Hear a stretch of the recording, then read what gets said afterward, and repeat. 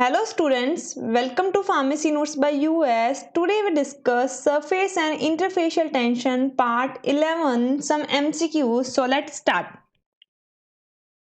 तो student surface and interfacial tension के अपन कुछ MCQs यानी कि मल्टीपल चॉइस क्वेश्चन डिस्कस करेंगे जो मोस्टली कंपटीशन एग्जाम्स में देखने को मिलते हैं, लाइक जीपेट हो गया या कोई दूसरे जो कंपटीशन एग्जाम्स की अगर आप तैयारी कर रहे हो फार्मेसी से रिलेटेड। साथ ही साथ जो थ्योरी एग्जाम्स हैं जो न्यू PCS सिलेबस के अकॉर्डिंग है उसके अंदर भी आपको एक पर्टिकुलर पार्ट है जो कि MCQs के अंदर या फिलिंग द ब्लैंक्स के रूप में देखने को मिल सकता है, उसमें ये आपके बहुत ज़्यादा हेल्पफुल रहेंगे। तो चलिए शुरू करते हैं। पहले मैं क्वेश्चन बताऊंगी, आप उसे खुद सॉल्व करने की कोशिश कीजिए साथ साथ, फिर है जो कि इसके जवाब डिस्कस किए जाएंगे। सबसे पहले बात करते हैं HLB value of detergent is, यानी कि क्वेश्चन सिंपल सा है कि भाई जो HLB वैल्यू है यानी कि जो हाइड्रोफिलिक लिपोफिलिक बैलेंस है जो स्केल है उसके अंदर जो डिटर्जेंट्स हैं उसकी HLB वैल्यू क्या है। तो अगर आप गौर से देखें तो सबसे पहले अपने को ये देखना है कि डिटर्जेंट है क्या। तो ऑब्वियस डिटर्जेंट क्या था, ये हाइड्रोफिलिक प्रॉपर्टी का था, यानी कि जो HLB स्केल है उसमें अपने को ये हायर साइड में मिलेगा, राइट। तो हायर साइड की बात कर दी, यानी कि जो 10 से अबाउ है, यानी कि जो 15 या जो 12 to 10 से अबाउ जो कंडीशंस हैं वो अपने को डिटर्जेंट के रूप में मिलेंगे। और जो सबसे ऊपर थे वो थे सॉल्युबलाइजिंग एजेंट, यानी कि अपने को सेंटर से कहीं इस जगह पे है जो कि डिटर्जेंट्स मिलेंगे। फिक्स HLB वैल्यूज रहती हैं इनकी। ऑप्शंस की अगर बात करें 9 to 11, 7 to 9, 13 to 16 and 14 to 16। तो अगर आपको याद हो तो जो डिटर्जेंट्स थे उसकी जो HLB वैल्यू थी वो थी 13 to 16। तो right answer will be 6। Then question number second is chemically span is, यानी कि जो स्पान है उसका दूसरा नाम क्या है। सबसे पहले स्पान है क्या, तो obviously it is a surface active agent अगर आपको याद हो तो। और दूसरा सरफेस एक्टिव एजेंट्स में भी मैंने आपको बताया था कि 3 तरीके के होते हैं, एनायनिक, कैटायनिक एंड नॉन आयनिक। तो जो स्पान है वो होता है non ionic type of surfactant, जिसमें भी नॉन आयनिक में 2 तरीके के थे, एक था हाइड्रोफिलिक और दूसरा था lipophilic, right. Hydrophilic and lipophilic के अंदर भी जो स्पान है वो लिपोफिलिक प्रॉपर्टी का सरफेस एक्टिव एजेंट है। अब ये होते क्या हैं, ऑप्शंस देखें, sorbitan ester of fatty acids, polyoxyethylene sorbitan esters, fatty acids of PEG and alcohol PEG esters. तो जो स्पान्स हैं बेसिकली लिपोफिलिक प्रॉपर्टी के होते हैं और ये सोबिटेन एस्टर्स होते हैं। तो right answer will be A. While जो ट्विंस होते हैं जो नॉन आयनिक होते हैं वो डेरिवेटिव ऑफ स्पान होते हैं जो कि सोबिटेन के पॉलीऑक्सीथाइलिन ग्रुप्स होते हैं। तो कभी अगर आपको ट्विन पूछ लिया जाए तो right answer will be B, like polyoxyethylene sorbitan esters. ठीक है, नेक्स्ट चलते हैं क्वेश्चन नंबर 3 की तरफ। Rapid increase in solubility of a surfactant solution alcohol about definite temperature is, यानी कि इस क्वेश्चन का कहने का मतलब ये है कि कभी कभी जब आप सडनली देखते हो कि कोई सर्फेक्टेंट है, थोड़ा सा टेम्परेचर बढ़ाने पे ही एक पर्टिकुलर टेम्परेचर के बाद उसकी सॉल्युबिलिटी तुरंत है जो कि बढ़ जाती है सिस्टम के अंदर, वो पॉइंट क्या कहलाता है। तो बहुत बार कुछ कुछ जैसे सॉल्यूशंस है जहाँ पे ऐसा एग्जांपल दे रखा है अल्कोहल, तो एक पर्टिकुलर टेम्परेचर के बाद उसके अंदर सिस्टम या जो सॉल्यूट है उसकी सॉल्युबिलिटी बहुत ही अच्छी हो जाती है। वो जो पॉइंट है उसे पॉइंट को कहते हैं craft point, and craft point की डेफिनेशन भी यही होती है। तो right answer will be B. Surface tension of liquid at critical temperature is, question number 4 है कि जो सरफेस टेंशन है किसी भी लिक्विड की क्रिटिकल टेम्परेचर पे क्या होती है। अब क्रिटिकल टेम्परेचर यानी कि पर्टिकुलर वो टेम्परेचर जहाँ पे अपने को उसको हाईएस्ट टेम्परेचर दे रहे हैं। जैसे कि सपोज कि मैं पानी की बात करूँ तो पानी के अंदर क्या है वो क्रिटिकल टेम्परेचर इसका 100 डिग्री सेंटीग्रेड। तो 100 डिग्री सेंटीग्रेड पे वाटर की सरफेस टेंशन क्या होगी, तो ऑब्वियसली क्या होगी उसकी 0। क्यों, क्योंकि क्रिटिकल टेम्परेचर पे क्या होगा, सिस्टम अपनी ओरिजिनल स्टेट से दूसरे स्टेज में चला जाएगा, तो उसके बीच में जो बॉन्डिंग्स हैं मॉलिक्यूल की वो शेक करने लग जाएगी और ब्रेक हो जाएगी। तो जो बॉन्डिंग ही नहीं है, जब फोर्सेज ही अवेलेबल नहीं है तो टेंशन भी अवेलेबल नहीं होगी। So the right answer will B D, surface tension eight critical temperature will be 0। I hope आप भी सही जवाब दे रहे हो, साथ साथ आप भी जवाब दे दीजिएगा। Question number 5 is interfacial tension are invariably dash than surface tension, यानी कि जो इंटरफेशियल टेंशन है वो सरफेस टेंशन से क्या होती है। Options less than, more than, equal to and double than. तो ऑब्वियस से अगर आप देखें एग्जांपल, जैसे कि इंटरफेशियल टेंशन की बात करें, it is between two immiscible liquids like oil and water, right. And surface tension is exist between upon the particular area of particular liquid, right. तो क्या होगा आंसर अगर अपन देखें तो तो ऑब्वियस है अगर आप जैसे ऑयल ड्रॉप की बात करें अलग से, तो वो एक स्फेरिकल नेचर की दिखेगी आपको, और वही अगर आप ऑयल और वाटर के कॉम्बिनेशन को देखें तो केवल आपको एक फेस सेपरेट होते हुए दिखेगी। तो जो सरफेस टेंशन ज़्यादा लग रही है वो किस में लग रही है, एक सिंगल मॉलिक्यूल में लग रही है, कोहेसिव फोर्सेस के रूप में मिल रही है। तो ऑब्वियस है जो इंटरफेशियल टेंशन है which is less than surface tension, तो right answer will be A. Then surface tension is usually defined as the change surface free energy per unit change in, यानी कि बेसिकली जो surface tension है उसकी definition क्या है। तो अगर आपको याद है डेफिनेशन तो मैंने आपको बताया था, surface tension is defined as change in per area length, यानी कि जो कोई भी सरफेस एरिया में कोई भी एरिया पर यूनिट चेंज जो आ रहा है सरफेस की एनर्जी में, दिस इज सरफेस टेंशन। तो ऑप्शंस की अगर अपन बात करें, length, volume, area and density, तो डिफाइन अगर सरफेस टेंशन की बात थी तो क्या था वहां पे, पर यूनिट एरिया जो चेंज हो रहा है एक पर्टिकुलर सेंटीमीटर पे फोर्स लगाने पे, दिस इज सरफेस टेंशन। तो right answer will be C, area. Then next is interfacial tension is applied on, यानी कि जो इंटरफेशियल टेंशन है वो किस पे अप्लाई होती है।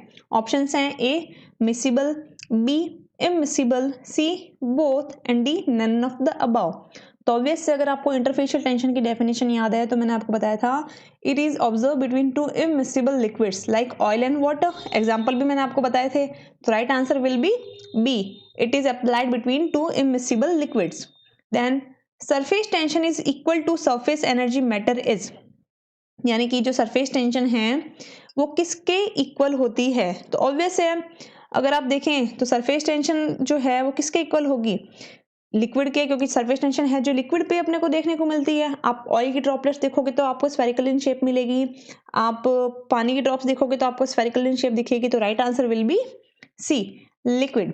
सारे के सारे अगर आप आंसर देखें तो HLB value of detergent is 1316, Span is sorbitan ester of fatty acid, at a particular temperature solubility suddenly increase which is known as Kraft point, at surface tension is zero at a critical temperature, interfacial tension is less than surface tension is defined as tension per unit area, interfacial tension occurs between two immiscible liquids, and surface tension is equal to surface energy matter in liquids, right?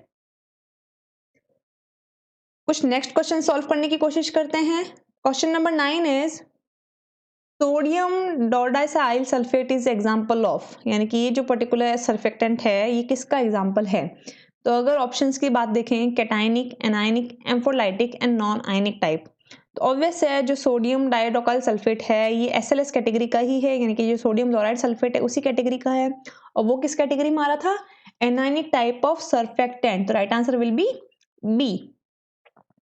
Then when adhesive force is greater than cohesive force, then what occurs, यानी कि simple है कि अगर adhesive force यानी कि जो different molecule के बीच में लगने वाला अट्रैक्टिव फोर्स है वो ज्यादा है as compare to the same molecules के बीच में लगने वाला अट्रैक्टिव फोर्स, तो इनमें से क्या होगा। Options waiting, spreading and capillary rise and D all of the above. तो अगर आप गौर से देखें तो सबके अंदर ही डिफरेंट मॉलिक्यूल के बीच में अगर फोर्स ज्यादा होगा तो वो चीजें होगी। वेटिंग तभी होगी जब एड्सॉर्प्शन अच्छा होगा, स्प्रेडिंग तभी अच्छी होगी जब एडहेसिव फोर्स अच्छा होगा, और कैपिलरी राइज भी अच्छी तभी होगी जब एडहेसिव फोर्स ज्यादा होगा कोहेसिव फोर्स से। तो right answer will B D. Question number 11 is zeta potential is helpful in determine of, यानी कि जो जीटा पोटेंशियल है वो किसके लिए मददगार है। तो अगर आपको लास्ट जो टॉपिक अपन डिस्कस किया था वो याद है तो उसके अंदर मैंने आपको बताया था कि जो डबल लेयर थ्योरी है उसके अंदर अपन डिस्कस किया था कि जो सॉलिड एंड लिक्विड के बीच में जो इंटरफेस है जहाँ पे इलेक्ट्रिकल प्रॉपर्टी के कारण अपन चार्ज में पोटेंशियल देखते हैं, तो वहाँ पे जो टाइटली बाउंड या जो इनिशियल लेयर है वहाँ से जो ईस्टर्न लेयर से जो न्यूट्रल रीजन की तरह के बीच का जो डिफरेंस है, यानी कि जहाँ से पोटेंशियल अप्लाइड हुआ और न्यूट्रल रीजन तक पहुँचने पर कितना अपने को डिफरेंस देखना पड़ा, this is zeta potential, right. तो जितना कम उसका पोटेंशियल होगा सिस्टम उतना ही स्टेबल होगा। तो अगेन तो जीटा पोटेंशियल को डिटर्मिनेशन क्यों जरूरी है, किसी भी सिस्टम की स्टेबिलिटी को पता लगाने के लिए। तो right answer will be A. Then surface tension is, यानी कि जो सरफेस टेंशन है इनमें से कौन सा फैक्टर है। Options are capacity, extensive, intensive factor and tolerance factor. तो ऑब्वियस है, अगर आप गौर से देखें तो जिसका सरफेस टेंशन है ये अपने आप होने वाली चीज़ है। लिक्विड की ड्रॉप जब आप रखोगे किसी भी फर्श पे तो ऑटोमेटिकली आपको स्फेरिकल इन नेचर वो दिखेगी, राइट। तो ये क्या है, ये इसकी इंटेंसिटी है, इसकी प्रॉपर्टी है। तो right answer will be C. ये इंटेंशनली होता है, एज अ टेंशन किसी लिक्विड में क्रिएट होगी, वो सेपरेट होने की कोशिश करेगी। तो right answer will be C, intensive factor. Then when the angle of contact is below liquid and solid is 90 degree, then यानी कि जो कांटेक्ट एंगल है किसी भी लिक्विड एंड सॉलिड के बीच में जब 90 डिग्री है, तो इसका मतलब क्या है। 90 डिग्री बेसिकली कहने का मतलब ये है कि सिस्टम है जो कि आपका पूरी तरीके से वेट हो चुका है, अब यहाँ पे कोई टेंशन अकर्स नहीं है जिससे कि वो चीज़ सेपरेट हो जाए। तो ये चीज़ तभी होती है जब आपका जो कोहेसिव फोर्स है और जो एडहेसिव फोर्स है वो इक्वल हो जाए, तो the things are totally miscible in nature. The right answer will be C, when force of cohesion is equal to force of adhesion. Question number 14 is rise of liquid in capillary tube does not depend on, यानी कि जो liquid capillary में rise होता है obvious है surface tension के कारण होता है, जिसमें एडहेसिव फोर्स ज़्यादा होता है और जो कोहेसिव फोर्स कम होता है, इसलिए जो लिक्विड है जो कैपिलरी के अंदर चढ़ता है। तो इनमें से कौन सी चीज़ है जो कि इस पर डिपेंड नहीं करती, यानी कि कैपिलरी के अंदर अगर लिक्विड चढ़ रहा है तो इनमें से वो फैक्टर नहीं है। तो अगर आपको याद है तो कैपिलरी ट्यूब के अंदर अपन ने सरफेस टेंशन को निकालने का एक मेथड पढ़ा था जिसमें एक डेरिवेशन सॉल्व किया था, तो डिफरेंट चीज़ें पता चली थी अपने को लिक्विड किस रीजन से है जो कि कैपिलरी में चढ़ेगा और कहाँ तक चढ़ेगा। तो ऑप्शंस की अगर बात करें, angle of contact, density of liquid, radius of capillary tube and atmospheric pressure. तो अगर आप गौर से देखें तो उस डेरिवेशन में जो फॉर्मूला निकला था उसमें एंगल का भी जरूरत थी, डेंसिटी की भी जरूरत थी, रेडियस की भी जरूरत थी, बट एटमॉस्फेरिक प्रेशर का वहां पे कुछ भी यूज नहीं था। तो right answer will B D, यानी कि it does not depend on atmospheric pressure if, अगर अपन उस फॉर्मूले के बारे में बात करें तो। Then question number 15 is kerosene in the wick of lantern arises because of, यानी कि अगर जैसे कि आपने जो लैटन्स देखे होंगे, जो केरोसिन वाले जो पहले के टाइम पे पंप थे उसमें देखे थे, तो उसमें जो आप लैटन्स या जो बत्तियां निकालते हैं उसमें जो केरोसिन ऑटोमेटिकली ऊपर की तरफ चढ़ता है, उसका रीजन क्या है। तो ऑब्वियस है, ऑप्शंस की बात करें, surface tension of oil, dilution of oil through wick, negligible viscosity and attraction of kerosene towards wick. तो ऑब्वियस है, जो अपन बात कर रहे हैं, जो चैप्टर अपन पढ़ रहे हैं सरफेस टेंशन है, तो सरफेस टेंशन के कारण, सरफेस टेंशन में भी क्या, एडहेसिव फोर्स, जो ऑयल है और जो विक है यानी कि जो कॉटन है उसके अंदर एडहेसिव फोर्स अच्छा है as compare to the oil और मॉलिक्यूल, दैट वाई जो केरोसिन है वो ऊपर की तरफ चढ़ रहा है उस लैटन में, उस बातियों के ऊपर। तो right answer will be surface tension of oil, option A. Overall सारी चीजें देखें तो sodium dodecyl sulphate is anionic surfactant, spreading, wetting, capillary, all things are happen when adhesive force are greater than cohesive force. Zeta potential is help to determine stability of system. Surface tension is intensity factor, and when contact angle is 90 degree, then force of cohesion and force of adhesion is equal, and angle of contact, density and radius of capillary depends, all are depend on rise of liquid in capillary tube, while surface tension is a factor or reason when kerosene in the wick of lantern arises, right. और अपन कुछ questions की बात करते हैं। Question number 16 is what is the property of liquid due to which its free surface tries to have minimum surface area, यानी कि ऐसी कौन सी प्रॉपर्टी है लिक्विड के अंदर कि वो कम से कम एरिया में आने की कोशिश करती है। तो एक क्वेश्चन मैंने आपको दिया था शुरू के जो अपने टॉपिक्स डिस्कस किए थे सरफेस टेंशन में, मैं नीचे डिस्क्रिप्शन बॉक्स में डाल दूंगी इसके पूरी की पूरी यूनिट, आप वहां से सर्च कर लीजिएगा। उसमें मैंने क्वेश्चन पूछा था कि जो लिक्विड की ड्रॉप है वो स्फेरिकल नेचर की क्यों होती है। तो वहां पे अपन ने बात की थी एडहेसिव एंड कोहेसिव फोर्स की, कि जो इन्वायरमेंट यानी कि जो गैस है, गैस का एडहेसिव फोर्स वाटर के मॉलिक्यूल के साथ कम है एज कंपेयर टू वाटर का मॉलिक्यूल। तो क्या होगा, जो लिक्विड की ड्रॉप है वो स्फेरिकल इन नेचर आने की कोशिश करेगी, राइट। तो ये सारी की सारी चीजें क्यों हो रही हैं, कोई भी चीज अपने कम से कम क्वांटिटी में आने की कोशिश क्यों करती है, क्यों, क्योंकि लाइक मॉलिक्यूल को ज्यादा से ज्यादा इकट्ठा करने की कोशिश करती है। तो answer will be surface tension, due to surface tension everything liquid tries to have a minimum surface area, question number 17 is which is the effect to increase in the temperature on the surface tension of a liquid, यानी कि अगर आप temperature बढ़ाएंगे तो surface tension पे क्या फर्क पड़ेगा। सिंपल सी चीज है, तो ऑब्वियसली अपन को क्रिटिकल टेम्परेचर के बारे में पता है, जैसे जैसे आप टेम्परेचर बढ़ाएंगे सरफेस टेंशन या किसी भी मॉलिक्यूल के बीच की जो बॉन्डिंग है वो धीरे धीरे ब्रेक डाउन होने लग जाएगी। तो क्या होगा, सरफेस टेंशन है जो कि धीरे धीरे कम होगी, राइट। तो इट डिक्रीज, यानी कि जैसे आप टेम्परेचर बढ़ाओगे surface tension of that liquid will be decrease. Right answer will be A. Then boundary between two phases is known as, यानी कि कोई भी दो लिक्विड हैं उसके बीच में, कोई भी दो सिस्टम्स हैं उन दोनों के बीच की जो बाउंड्रीज है उसे अपन क्या कहते हैं। Option surface tension, adhesion, cohesive force and interface. तो ऑब्वियसली आप सोचिए राइट आंसर क्या होगा इसका। Right answer will B D, interface. Obviously किसी भी दो फेजेस के बीच की जो बाउंड्री है this is known as interface. Then next question is twin 40 is, इनमें से ट्विन 40 क्या है। सबसे पहले ट्विन है क्या उसके बारे में अपन बात करते हैं। तो जैसा कि मैंने आपको बताया कि ट्विन एक सरफेस एक्टिव एजेंट है जो कि नॉन आयनिक टाइप है।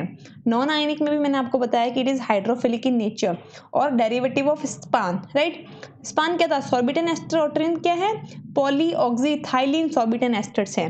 बट फिर अगर अपन डिटेल में बात करें तो जो ट्विन एंड स्पान है according to their molecular weight चार तरीके से अपने को मिलते हैं, 20, 40, 60 and 80 according to their molecular weight and this is LPSO, LPSO।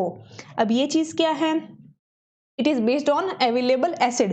LPSO is laurilic acid, P is palmitic acid, S is stearic acid and O is oleate। Okay, तो obvious से पूछा क्या है 40 यानी कि P, तो राइट आंसर क्या होगा, polyoxyethylene palmitate sorbitan ester. Then right answer will be A.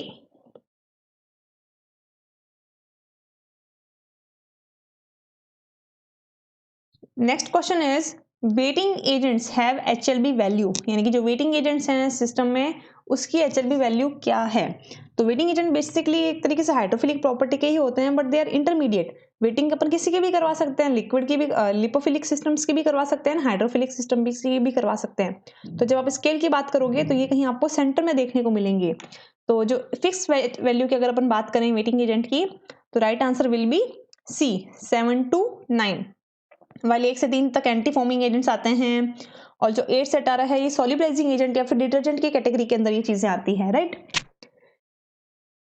Next question की बात करें, dash is zwitter ion surfactant, यानी कि इनमें से ज्विटर आयन कौन है, यानी कि obvious anionic and non ionic, anionic और कैटायनिक दोनों ही प्रॉपर्टी उसमें पाई जाती हैं। ऑप्शंस देखें, SLS, span, twin and lecithin. Span is anionic surfactant, we know that SLS is anionic surfactant, we know that span is non-ionic lipophilic, twin is non-ionic hydrophilic, while lecithin इस तरीके का जो surfactant है जो कि zwitter आयनिक होता है यानी कि एम्पीफिलिक इन नेचर होता है। दोनों ही प्रॉपर्टीज के अंदर पाई जाती हैं, यानी कि इसमें प्रीडोमिनेंट की बात नहीं है, it is equalize in nature. Then surfactant की बात करें तो a surfactant X forming poor no dispersion in water at room temperature will be having HLB value। Simple सा क्वेश्चन है, पूछा गया है यहाँ पे सर्फेक्टेंट जो कि X नाम दिया है, कोई भी सर्फेक्टेंट हो सकता है जो कि एक पुअर सॉल्यूशन बना रहा है, ठीक है, यानी कि पानी के अंदर अच्छे से नहीं घुल रहा, तो उसकी HLB वैल्यू है क्या होगी। तो अगर पानी के अंदर अच्छे से नहीं घुल रहा तो ऑब्वियस है कि जो HLB वैल्यू है वो वाटर सॉल्युबल की प्रॉपर्टी की तो होगी नहीं, वो कौन सी होगी, लिपोफिलिक प्रॉपर्टी की होगी, राइट। तो लिपोफिलिक प्रॉपर्टी की अगर अपन बात करें तो HLB स्केल में ऑब्वियस है it must be on lower region. Lower region के अंदर भी अगर आप ऑप्शंस देखें तो 7 से 9 तो अपन ने वेटिंग की बात की थी, तो वेटिंग वाली चीज तो है नहीं, 12 से 15 भी नहीं होगा, 15 भी नहीं होगा, तो right answer will be less than 5, right. यानी कि वो HLB रेंज के जो लेस देन 5 रेंज के जो HLB प्रोडक्ट्स हैं वो हैं जो कि अगर आप पानी में घोलोगे तो वो आपको कोई भी डिस्पर्शन शो नहीं करेंगे। क्यों, क्योंकि इनकी प्रॉपर्टी लिपोफिलिक है, वो वाटर के अंदर डिसॉल्व ही नहीं होंगे। 23 number question is and last question is higher the HLB value of surfactant more is, यानी कि सिंपल सा क्वेश्चन है, अगर HLB वैल्यू ज्यादा है तो उसका मतलब क्या है, सर्फेक्टेंट की प्रॉपर्टी क्या है। Options hydrophilic, lipophilic, amphoteric and none of the above. तो ऑब्वियस है जितना ज्यादा HLB स्केल में अपन हाई रीजन की तरफ जाएंगे तो वहाँ पे प्रोडोमिनेंट जो हाइड्रोफिलिक ग्रुप वाले कंटेंट हैं वो अपने को देखने को मिलेंगे, यानी कि वो मिलेंगे जो कि वाटर सॉल्युबल कैरेक्टर्स रखते हैं। तो right answer will be A, hydrophilic in nature. सब आंसर्स की बात करें तो minimum surface area due to surface tension होता है, जैसे जैसे टेम्परेचर बढ़ाएंगे वैसे वैसे सरफेस टेंशन कम होगी। किसी भी दो फेजेस के बीच की bond is known as interface. Twin 40 is polyoxyethylene palmitate sorbate and ester. HLB value of weighting agent is 7 to 9. Lecithin is zeta ionic or amphiphilic type of surfactant. Less than 5 HLB value shows lipophilic property of surfactant HLB scales, and higher the HLB value means hydrophilic the surfactant. I hope आपको समझ आया होगा ये सारा का सारा। ये सारे के सारे जो क्वेश्चन हैं आपको मोस्टली कॉम्पिटिशन एग्जाम्स में है जो कि देखने को मिल सकते हैं। I hope you understand and enjoy. I hope you understand and enjoy the video. Please like, share and subscribe, and don't forget to press the bell icon. Thank you.